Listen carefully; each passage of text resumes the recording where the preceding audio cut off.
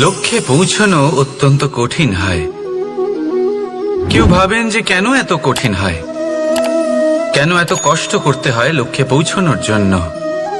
এই লক্ষ্য সরলভাবে কেন আমার কাছে চলে আসে না। চলুন আপনাকে একটা কথা বলি, যদি আপনার লক্ষ্য কঠিন না হয় তাহলে তাকে পাওয়া আপনার পক্ষে অসম্ভব হয়ে উঠবে। লক্ষ্যে পৌঁছানোর এই রাস্তায় আপনি যে কড়া রোদের সম্মুখীন হন, যার থেকে আপনি দূরে পালাতে চান, সেই রোদ আপনাকে প্রেরণা যোগায় যে আপনি এগোতে থাকুন। ভাবুন একজন যাত্রী যে কিনা নিজের লক্ষ্যের দিকে যাচ্ছেন, সেই পথে উনি যদি একটু ছায়া পেয়ে যান আর উনি ওখানে বিশ্রাম নেন, তাহলে তার সাথে তার ভাগ্য গভীর নিদ্রায় সেখানে বিলীন হয়ে যায়। তাই পরিশ্রমের কড়া রোদের থেকে কখনো দূরে পালাবেন না। জীবনে শুধু সামনে এগোতে থাকুন দৃঢ়তার সাথে। আর লক্ষ্য সরল হোক, কঠিন হোক বা অত্যাধিক কঠিন হোক, একটা কথা মনে রাখবেন, যে জীবনের লক্ষ্যে পৌঁছতে পেরেছে সে লক্ষ্য প্রাপ্তির জন্য আফসোস কখনোই করে না। রাধা রাধা। ধৈর্য, এই ধৈর্য কি কোনো গুণ, কোনো অনুভূতি, কোনো দৃষ্টিভঙ্গি? আমার জন্য ধৈর্য এক বাহন। আপনি হয়তো ভাবছেন এই কেমন বাহন? বাহন তো ঘোড়া হতে পারে, হাতি হতে পারে, উটও হতে পারে, কিন্তু ধৈর্যকে বাহন বানানো মানে? চলুন আপনাকে একটা কথা বোঝাই। পৃথিবীতে এমন কোনো বাহন নেই যে তার আরোহীকে আছড়ে ফেলেনি। সেটা উট হোক বা হাতি হোক বা ঘোড়া হোক, চলতে চলতে কখনো নড়বড় করেই বসে। তারপর সেই আরোহী পড়ে কারোর পায়, তারপর পড়ে তার নিজের নজরে। কিন্তু ধৈর্যরূপী বাহন কখনো কাউকে ফেলে না, কখনো না। না সেই আরোহী কারোর পায়ে পড়ে আর না তো নিজের নজরে। কারণ ধৈর্য আপনাকে বিবেক প্রদান করে, বিবেক আপনাকে পরিকল্পনায় সাহায্য করে, আর পরিকল্পনা প্রদান করে আপনাকে শক্তি, আপনার লক্ষ্যের দিকে অগ্রসর হওয়া। বুঝলেন? ধৈর্যকে সঙ্গে রাখুন, নিজেকে আরো ধৈর্যশীল করে তুলুন। এই ধৈর্যের সাহায্যে আরোহণ করে দেখুন কিভাবে এই বাহন আপনাকে আপনার গন্তব্যে পৌঁছে দেবে। রাধা রাধা। সংসারে এমন একটা ভ্রান্ত ধারণা রয়েছে যে সবকিছু ভাগ্যের দ্বারা পাওয়া যায়, কিন্তু ভাগ্য, প্রারব্ধ এ তো সকলের জন্যই সমান হয়। এটা তো ব্যক্তির উপরে নির্ভরশীল হয়, তার আকাঙ্ক্ষার উপরে নির্ভরশীল হয়, বাসনার উপরে নির্ভরশীল হয়, স্বভাবের উপরে নির্ভরশীল হয় যে উনি সেটা নিয়ে কি করেন। দেখুন এই প্রসাদ কিন্তু সকলকেই দেওয়া হয়, কিন্তু তা গ্রহণ করবেন কিভাবে সেটা ব্যক্তির উপরে নির্ভর করে। আপনাকে এক উদাহরণ দিই। যেমন ধরুন দুজন মানুষকে আমি একটা করে মাটির ডেলা দিলাম, সেটা নিয়ে তারা কি করবেন? একজন মানুষ তার ছোট ছোট ডেলা বানাবেন আর পথযাত্রীদের ওপরে ছুঁড়ে মারবেন, হাসি ঠাট্টা করবেন, তাদের বস্ত্র নোংরা করে দেবেন, সেটাতেই উনি আনন্দ পাবেন। অন্যদিকে দ্বিতীয় ব্যক্তি সেই মাটির ডেলা দিয়েই নিজের জন্য একটা কুঁড়ে ঘর বানাবেন। সেই কুঁড়ে ঘর যা রোদেতে, বৃষ্টিতে, ঝড়ে তাকে সুরক্ষিত রাখবে। অনুভূতি, এই অনুভূতি বদলাতে শিখুন। এই অনুভূতি অত্যন্ত গুরুত্বপূর্ণ। ভালোবাসাতেও এই অনুভূতি হলো অত্যন্ত গুরুত্বপূর্ণ। ভালোবাসা সে বন্ধুর সাথে হোক, মা বাবার সাথে হোক, ভাই বোনের সাথে হোক, স্ত্রীর সাথে হোক, যে কারোর সাথে হোক। মনে রাখবেন, এই হলো সেই অনুভূতি যা আপনার ভাগ্য নির্ধারণ করে থাকে। তাহলে আসুন আমার সাথে প্রেমের অনুভূতি নিয়ে বলুন, রাধা রাধা।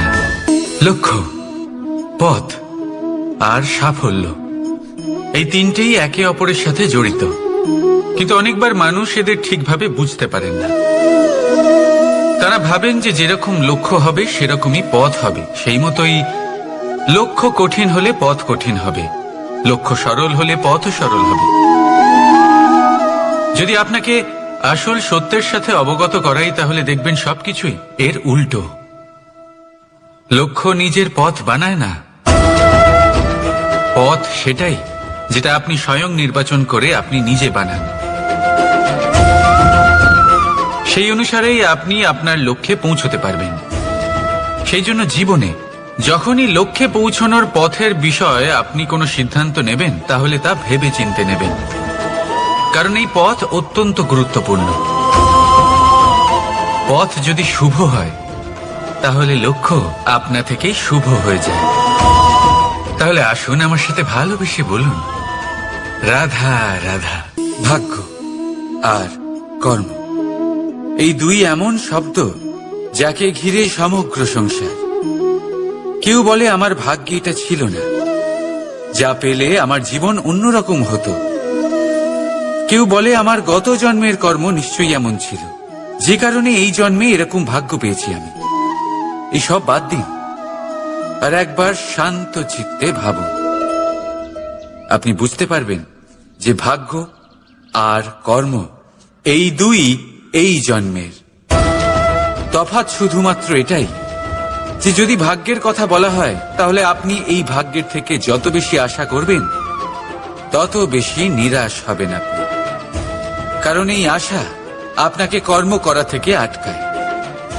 যদি কথা বলা হয় কর্মের, তাহলে নিজের কর্মের প্রতি যত বিশ্বাস রাখবেন, তত বেশি সফলতা আপনার কাছে আসবে। তাই একটা কথা মনে রাখবেন, ভাগ্য আপনার কর্ম নির্ধারণ করে না, কিন্তু আপনার কর্ম আপনার ভাগ্যকে অবশ্যই নির্ধারণ করে। রাধা রাধা নাম কত সাধারণ একটা বিষয়। প্রত্যেক মানুষ যে জন্ম নেয়, তাকে একটা নাম দেওয়া হয়, যা সে পেয়ে থাকে তার মাতা পিতার দ্বারা, না হলে তার গুরুর দ্বারা, বা কোনো আত্মীয়ের দ্বারা, বা কোনো কাছের মানুষের দ্বারা। এই নামের সাথেই সে আস্তে আস্তে বেড়ে ওঠে। কিন্তু এটাই কি সেই নাম? এই নামই কি সবকিছু? কখনোই নয়।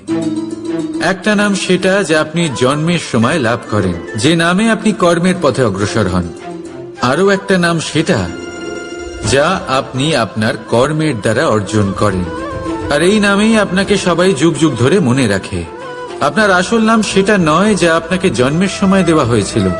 আপনার আসল নাম সেটা যেটা আপনি আপনার কর্ম দ্বারা লাভ করেছেন, কারণ সেই লাভের পেছনে প্রচুর প্রয়াস লুকিয়ে থাকে, অনেক পরিশ্রম লুকিয়ে থাকে। কিন্তু যদি আপনি চান যে মানুষ আপনার নাম মনে রাখে, তাহলে আপনাকে কর্মের পথে অগ্রসর হতেই হবে। শুভ কর্ম করতে হবে, অনর্গল চেষ্টা করে যেতে হবে, মহান কাজ করতে হবে। আর বিশ্বাস করুন, আপনি একটা মহান নামের ফল অবশ্যই লাভ করবেন। রাধা রাধা। আমি এখানে একা এই বনে বসে আছি, বাঁশি বাজাচ্ছি। কার জন্য? কে আছেন এখানে? কেউ নেই। আমার প্রজা, আমার রাজ্য, আমার পরিবার আমার থেকে অনেক দূরে আছেন। আমি এখানে একা এই বনে বসে এই আকাশের এই রঙের, গাছের এই সব ফলের, মাটির সুবাসের আনন্দ উপভোগ করছি। কেন? আমি হলাম দ্বারকাধীশ। এমন কি রাজকীয় বা ভৌতিক সুখ রয়েছে যে আমি ওখানে পেতে পারি না? সবকিছুই পেতে পারি, তাও এখানে বনে একা বসে আছি। কোন সুখ খুঁজে চলেছি? একা থাকার সুখ। আমরা প্রত্যেকদিন অনেক মানুষের সাথে, চিন্তাধারার সাথে, কর্মের সাথে, পরিস্থিতির সাথে, সুখ দুঃখের দ্বারা বেষ্টিত থাকি। জীবনের এই চক্রে আমরা জড়িয়ে পড়তে থাকি। যতই আমরা এই সমস্যার সমাধান করি, আমরা ততই এতে জড়িয়ে পড়ি। আমরা এতটাই জড়িয়ে পড়ি যে যখন আমরা আয়নায় নিজেদের দেখি, তখন আমরা নিজেদের চিনতেই পারি না। এমন মনে হয় যেন আমরা নিজেদের হারিয়ে ফেলেছি। সেই জন্য প্রত্যেক দিন আপনি কিছু সময় নিজের সাথে কাটান একান্তে। এটা অত্যন্ত আবশ্যক। নিজের অস্তিত্বের গভীরে গিয়ে দেখতে শিখুন, নিজেকে বুঝুন। অদ্ভুত শান্তির অনুভূতি হবে। যেমন এই বায়ু, এই বৃক্ষ, এই পুষ্প, এই নিসর্গ, এদের মতো আপনিও কখনো একলা হতে শিখুন। কখনো নিসর্গের একটা অংশ হয়ে দেখুন। এই মন প্রসন্ন হয়ে বলবে, রাধা। একবার একটা শেয়াল বনে বিচরণ করছিল। ও একটা ছোট্ট শাবক দেখতে পেল। ও ভাবলো, আজ একেই আমি খাবার হিসেবে গ্রহণ করব। আশেপাশে দেখলো কেউ দেখছে না, তো কেউ ছিল না। আর সেই শাবকের ওপর আক্রমণ করল, যা হলো একটা ঘোর অপরাধ। বনের নিয়ম অনুসারে আপনি কখনোই শাবকের ওপর আক্রমণ করতে পারেন না। তারপর এই খবরটা যখন রাজা সিংহ জানতে পারলেন, সভার আয়োজন করলেন। কিন্তু সেখানে শেয়াল বলল, আমি তো এরকম কিছু করিনি। কিন্তু যদি আপনি এরকম বলেন, কোনো প্রমাণ দিন, এর কোনো সাক্ষী আছে? তখন রাজা সিংহ পেঁচাকে ডেকে পাঠালেন, যে সেই মুহূর্তে বৃক্ষের শাখার ওপর বসেছিল। সে সব কিছু দেখেছিল। পেঁচা সব সত্যি কথা বলল, আর শেয়ালকে মৃত্যুদণ্ড দেয়া হলো। এবার এই কাহিনী আমি আপনাকে কেন শোনালাম? কারণ মানুষও কখনো কখনো এরকম কর্ম করেন যা শিয়াল করেছে। এটা ভাবেন কেউ দেখছে না, যখন আমি অনুচিত কর্ম করতেই পারি। কিন্তু না, আপনি যাই করুন না কেন, কেউ না কেউ অবশ্যই তা দেখছে। কোনো ব্যক্তি না হলেও কোনো প্রাণী, না হলে কোনো যক্ষ বা দেব বা প্রেত। যদি এনারা কেউ না দেখেন, তাহলে ধরিত্রী মাতা দেখেন, যেখানে দাঁড়িয়ে আপনি সেই কর্ম করছেন, তাই না? তাই একটা কথা সবসময় মনে রাখবেন, কে দেখছেন কে দেখছেন না সেই বিষয়ে ভাবা ছেড়ে দিন। এটা খুব সহজ কথা। আপনি যদি উচিত কর্ম করেন, উচিত ফল পাবেন। যদি অনুচিত কর্ম করেন, তাহলে আপনি অনুচিত ফল অবশ্যই পাবেন। সেই জন্য উচিত পথে চলতে থাকুন, উচিত কর্ম করতে থাকুন, আর আমার সাথে ভালোবেসে বলুন, রাধা রাধা। বাহ, পুষ্পের সুবাস আমার খুব ভালো লাগে। অত্যন্ত সুন্দর হয় এই পুষ্প। এইভাবে চারিদিকে পুষ্প দেখে মন আনন্দিত হয়ে ওঠে। এবার আপনারা ভেবে দেখুন, আমার চারিদিকে পুষ্প নয়, আগুন আছে। তাহলে কি হবে? আমার শরীর কি জ্বলে যাবে না? অবশ্যই জ্বলবে। শরীরকে কি আগুনের তাপ সহ্য করতে হবে না? অবশ্যই সহ্য করতে হবে। এটাই হলো প্রকৃতির নিয়ম।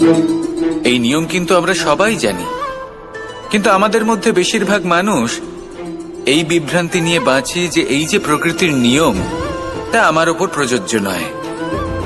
তা কিন্তু নয়। আমাদের চতুর্দিকে এই যে নিসর্গ রয়েছে, আমরা তার কতটা ক্ষতি করি সেটা একবার ভেবে দেখুন। আমরা বনাঞ্চল জ্বালিয়ে দিই, বায়ু দূষিত করি, জল দূষিত করি, প্রাণীদের হত্যা আমরা করি। কেন? এই নিসর্গ আমরা নষ্ট করি, যদিও আমরা জানি যে আমরাও হলাম এই নিসর্গেরই অংশ। এবার দেখুন, শরীরের কোনো অংশে যদি আগুন ধরান, আস্তে আস্তে সমস্ত শরীরও জ্বলে যাবে।